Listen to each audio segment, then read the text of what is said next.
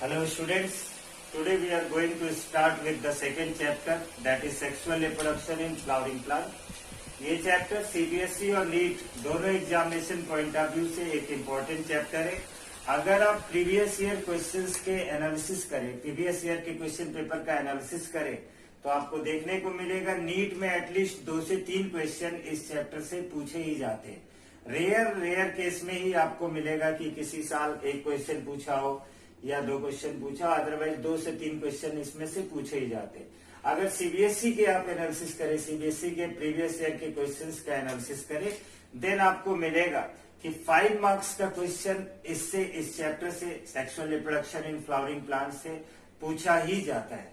चलिए तो फिर स्टार्ट करते हैं इस चैप्टर की इंपॉर्टेंस को जानने के बाद। Sexual reproduction in flowering plant. First of all will start with what are flowering plant. Flowering plant होते क्या है? तो फ्लावरिंग प्लांट के लिए will say flowering plant. Flowering plant हम लोग बोलते हैं एंजियोस्पर्म को। फ्लावरिंग प्लांट हम लोग बोलते हैं एंजियोस्पर्म को। इसको डिस्क्राइब करने से पहले हम आपको एक जानकारी दे दें। इस चैप्टर को हम लोग फ्रॉम द वेरी बिगनिंग, बिल्कुल बेसिक से लेकर के टॉप लेवल तक लेके जाएंगे, सो दैट अगर कोई भी क्वेश्चन, एक छोटा सा भी क्वेश्चन अगर नीट में या सीबीएसई एग्जामिनेशन में पूछा जाता है तो हमसे गलत होने के चांसेस ना हो। इसके लिए क्या करना है, हमें बिल्कुल बेसिक जानना है। जहां तक मैंने आपको बोला कि फ्लावरिंग प्लांट हम किसको बोलते हैं? एंजियोस्पर्म को बोलते हैं। एंजियोस्पर्म आपने कहां से जाना था? तो आपको रिकॉल करना होगा क्लास 11th का चैप्टर प्लांट किंगडम। वहां पे आपने देखा होगा आरएच विटेकर का क्लासिफिकेशन सिस्टम। आरएच विटेकर का क्लासिफिकेशन सिस्टम में आपको 5 किंगडम मिले होंगे। आरएच विटेकर के क्लासिफिकेशन सिस्टम में कौन कौन से किंगडम थे? वो थे Monera, protista, fungi, Plantae and Animalia. ये आरएच विटेकर क्लासिफिकेशन सिस्टम में 5 किंगडम्स दिए गए थे। उन 5 किंगडम्स में से हमको फोकस किस पे करना? This Plantae. प्लांटी में अगेन आपको डिवीजन मिला था। प्लांटी में डिवीजन क्या क्या मिले थे? मिला था आपको algae, bryophyte, pteridophyte, gymnosperm and then angiosperm. This angiosperm known as flowering plant, और इसी फ्लावरिंग प्लांट के बारे में हम इस चैप्टर में पढ़ेंगे।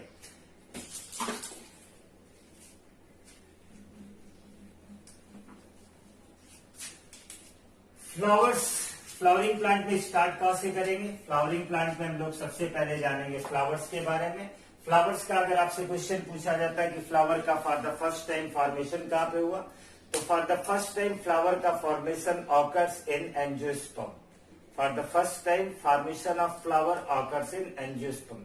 Now the question arises, what are flowers? Flowers are modified shoot. Flowers क्या है? मॉडिफाइड सूट है। अगर आप बोलेंगे कि सूट का मॉडिफिकेशन होता है तो इन क्या फॉर्मेशन होता है? फ्लावर का फॉर्मेशन होता है। फ्लावर्स का हमारे लिए या आपके लिए बहुत सारे अदर वैल्यूज हो सकते हैं, such as aesthetic value, such as ornamental values, so many values. या हमें अफेक्शन शो करना है या हमें अपनी फीलिंग को शो एक्सप्रेस करना है, उस कंडीशन में फ्लावर का हमारे लिए डिफरेंट यूजेज हो सकते हैं, डिफरेंट वैल्यूज हो सकती है। But for biologist flowers are morphological and embryological marvels. Biologist के लिए flowers morphological and embryological marvels है। Why we called so? Cause morphological मतलब अगर किसी भी एंजियोस्पर्म फैमिली को हमें स्टडी करना है, किसी भी एंजियोस्पर्म की मॉर्फोलॉजी को हम स्टडी कर सकते हैं किससे? With the help of flowers. या हम बोलेंगे किसी का भी अगर हमें एम्ब्रियोलॉजी की स्टडी करनी है। अब एम्ब्रियोलॉजी की स्टडी करने का मतलब क्या हुआ? फर्स्ट टाइम बोला गया एंजियोस्पर्म में जो फ्लावर्स क्या है? फ्लावर सेक्सुअल रिप्रोडक्शन के लिए साइट है। फ्लावर्स क्या है? Flowers are site for sexual reproduction. Sexual reproduction occurs when जब 2 गैमेट्स फ्यूज करेंगे। मेल गैमेट है, फ्यूज करेगा किसके साथ? फीमेल गैमेट के साथ फ्यूज करेगा, देन फॉर्मेशन होगा जाइगोट का, and this zygote will result in formation of embryo. तो फॉर्मेशन होगा किसका, एम्ब्रियो का, and this that's why we can say, इसलिए हम लोग कहते हैं कि flowers are morphological and embryological marvels. Biologist के अकॉर्डिंग फ्लावर जो होते हैं वो मार्फोलॉजिकल एंड एम्ब्रियोलॉजिकल मार्वल्स होते हैं। अगर एनसीईआरटी का आप रीड करो, एनसीईआरटी में पेज नंबर 21 पे गिवन है कि flowers are fascinating organs for angiosperm. Flowers जो है एंजियोस्पर्म्स के लिए फैसिनेटिंग ऑर्गन है। अगर हम देखेंगे वहीं पे एक टर्म हमारे लिए इंट्रोड्यूस किया गया, दैट इज फ्लोरिकल्चर। टर्म क्या इंट्रोड्यूस किया गया, दैट इज फ्लोरिकल्चर। अब आपसे पूछा जाता है फ्लोरिकल्चर क्या है, एक छोटा क्वेश्चन है लेकिन हम इसको इग्नोर नहीं कर सकते हैं। फ्लोरिकल्चर का अगर आपसे बोलेंगे डेफिनेशन क्या होगा, तो मैं बहुत आराम से बोल रहा हूं, अगर आप चाहो तो इसको लिख लो।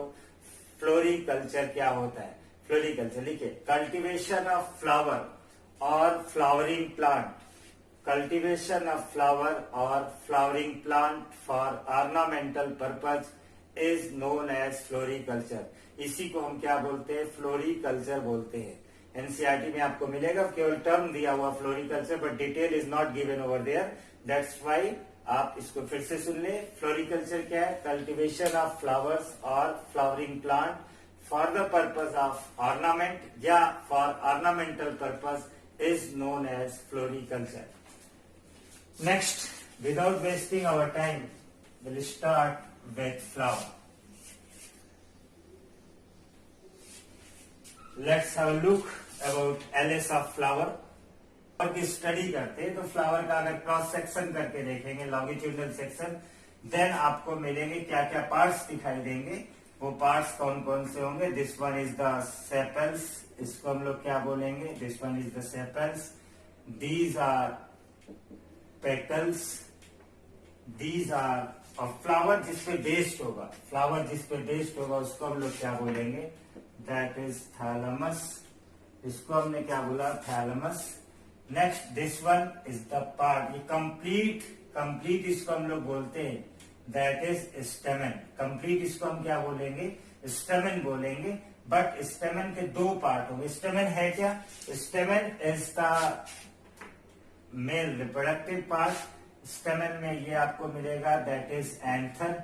ये क्या मिला, anther, that is fertile part, and this one is the filament. अभी डिटेल इसका जब हम मेल रिप्रोडक्टिव सिस्टम पढ़ेंगे फ्लावर के केस में, तो इसका डिटेल हम लोग देखेंगे वहां पे। This one is the stigma, जहां पर आपने प्रीवियस क्लासेस में पढ़ा है, जहां पे landing of pollen will occur.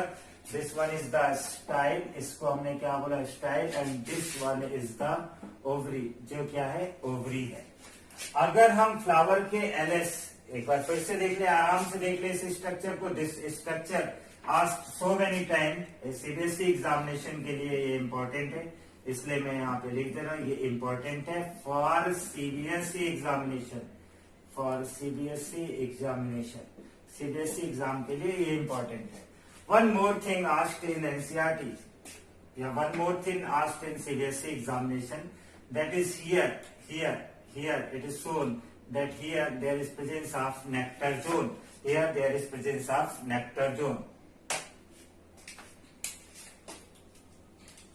Let's see, अगर हम फ्लावर के डिटेल स्टडी करते हैं, फ्लावर का अगर डिटेल स्टडी करते हैं, तो in a typical angiospermic flower there are 4 whorls. In a typical angiospermic flower there are presence of 4 whorls. 4 whorls होंगे। जब आप एक एंजियोस्पर्मिक फ्लावर के बारे में स्टडी करेंगे तो 4 होल्स दिखाई देंगे उसमें, from outside to inside. When you will see, जब आप देखेंगे तो सबसे बाहर की तरफ आपको दिखाई देगा, दैट इज सेपल्स, देन आपको दिखाई देगा, दैट इज पेटल्स, देन दिखाई देगा आपको एंडोसियम, एंड द इनर मोस्ट आपको मिलेगा, दैट इज गाइनोसियम। जैसा अभी हमने आपको अभी डायग्राम में दिखाया था, सबसे बाहर की तरफ क्या दिखाई देंगे, सेपल्स दिखाई देंगे, देन क्या दिखाई देगा, पेटल्स दिखाई देगा, and this structure belongs to structure androecium, and this one belongs to gynoecium. और जिसपे ये सारा स्ट्रक्चर बेस करेगा, जिसपे ये पूरा का पूरा स्ट्रक्चर स्टेबल होगा, that is thalamus, base of the flower, that is known as thalamus, उसी को हम लोग क्या बोलेंगे, थैलेमस बोलेंगे। थैलेमस का भी इंपॉर्टेंट एक क्वेश्चन आता है आपका, किस in apple what is the edible part. Apple के केस में एडिबल पार्ट क्या है, फिलहाल यहाँ पे उसका रिलेशन अभी हम लोग नहीं रिलेट करेंगे, अदरवाइज आप कंफ्यूज हो जाएंगे। देखिए फ्लावर में 4 होल्स होते हैं, इन 4 होल्स में से हम लोग बोल सकते हैं there are 2 essential holes and 2 non essential holes। 2 whorls कैसे होते या 2 लेयर्स कैसे होते, 2 whorls these are essential and 2 non essential या non essential holes।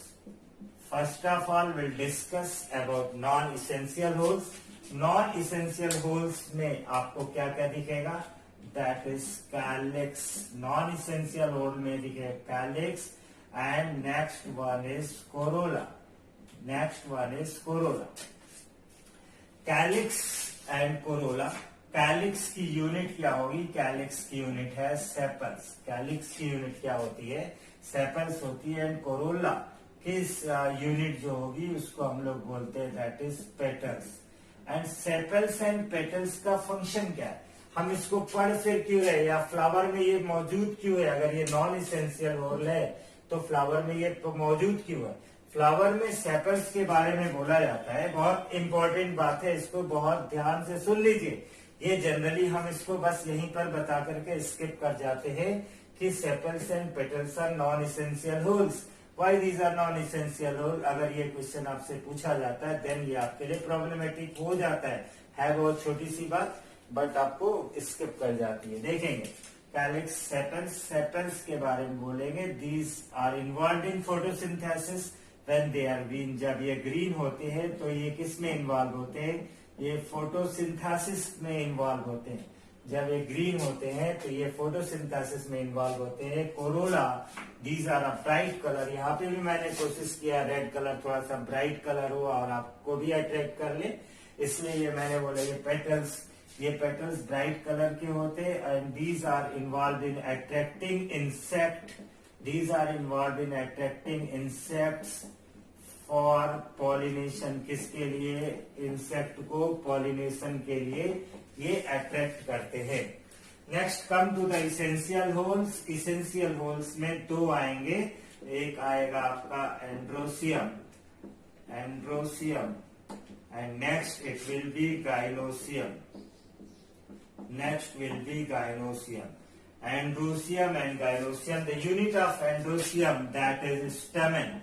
Unit of androsium is stamen. Unit of androecium स्टेमन। आप याद कैसे रखेंगे इसको, याद रखेंगे main related with male reproductive part and this one is male reproductive part. This one is male reproductive part. Gynoecium इसकी unit हम बोलेंगे दैट इज कार्पल और पिस्टिल। इसकी यूनिट क्या होगी, इसकी यूनिट होगी कार्पेल या इसकी यूनिट क्या होगी पिस्टिल, ठीक है। And this shows female reproductive and this will show female reproductive part. This will show female reproductive part. Correct. Now will start with 1 by 1। अब हम इस चैप्टर को अब स्टार्ट कर रहे हैं। अभी तक जितना भी था ये इसका बेसिक था, जो इंट्रोडक्टरी पार्ट आप समझ सकते हैं। Now the chapter starting. अभी जाकर के चैप्टर स्टार्ट करेंगे। चैप्टर कहाँ से स्टार्ट करेंगे, the male reproductive part that is androecium. और एंड्रोसियम में क्या स्ट्रक्चर स्टार्ट करेंगे हम लोग, that is stamen, right, okay. Now male reproductive part, male reproductive part that is androsium. Androsium is represented by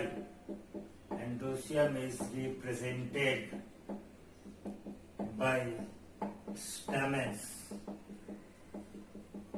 Androsium represented by stamens and stamens इन्हीं को हम लोग बोलते हैं माइक्रोस्पोरोफिल। इन्हीं को हम लोग क्या बोलेंगे, माइक्रोस्पोरोफिल्स बोलेंगे। मेल के केस में माइक्रो टर्म यूज करते हैं because these are tiny, very little and numerous. That's why microsporophyll बोलेंगे। व्हेन स्टेमन का स्ट्रक्चर इन डिटेल जब आप देखेंगे तो आपको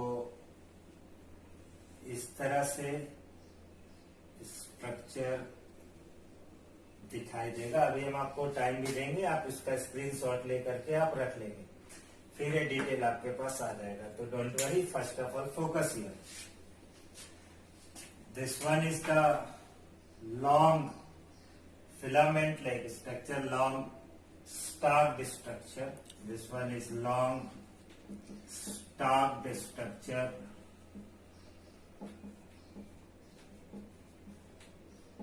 and this long stalked structure is known as filament. This long stalked structure is known as filament. इस structure को हम लोग क्या बोलते हैं? फिलामेंट बोलते हैं। फिलामेंट को हम लोग बोलेंगे ये नॉन फर्टाइल पार्ट है, या हम लोग बोल सकते हैं इसको this one is the sterile part, this one is the non fertile part, non fertile part, non fertile part, या आप इसको बोल सकते this one is sterile part. Why this one is non-fertile part? Because the filament is not involved in production of gamete. Gamete formation में filament involved नहीं होता है, इसलिए इसको हम लोग बोलेंगे non-fertile part और sterile part बोलेंगे। Now come to the important part. This one is known as anther. This one is known as anther. Anther is, as you see, anther is bilobed structure. Anther is bilobed structure. एक lobe आपको ये दिख रहा है, दूसरा lobe anther का ये दिख रहा है।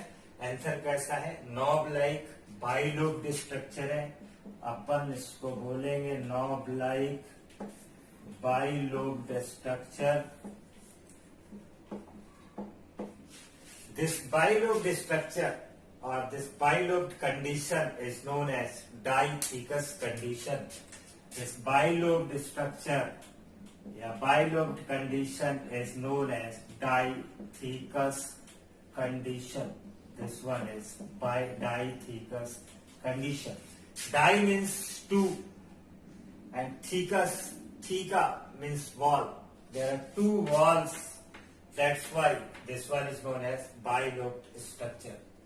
आपको याद रखना होगा स्ट्रक्चर इसका स्टेमन का स्ट्रक्चर, और आपको एक लाइन याद रखनी होगी, that is number and length of stamens are variable in different families of angiosperm.